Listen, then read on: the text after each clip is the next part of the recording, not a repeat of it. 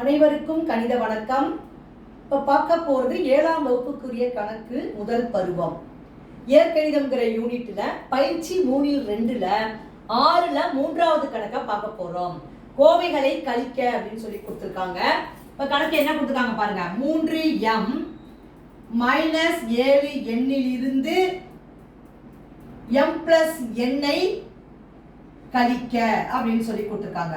இப்போ பாருங்க, அடுத்த step 3m - 7n minus into plus minus m minus into plus minus n. இப்போ என்ன செய்யறோம்?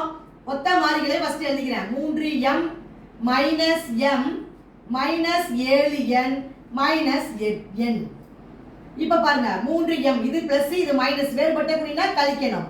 கழிச்சிட்டு அந்த குறியீடை போட போறோம். 2m 3ல 1 கழிச்சோம்னா இங்க 1 இருக்குன்னு அர்த்தம். 3ல 1 போனா 2. 2m மைனஸ் ஒரே குறியீடா இருந்தா கூட்டிட்டு அந்த குறியீடை இட வேண்டும். 7 இங்க ஒரு எண் இருக்கு. 7 1 8 மைனஸ் 8n. அப்ப இந்த கணக்குக்குரிய விடை 2m - 8n. புரிஞ்சுங்களா?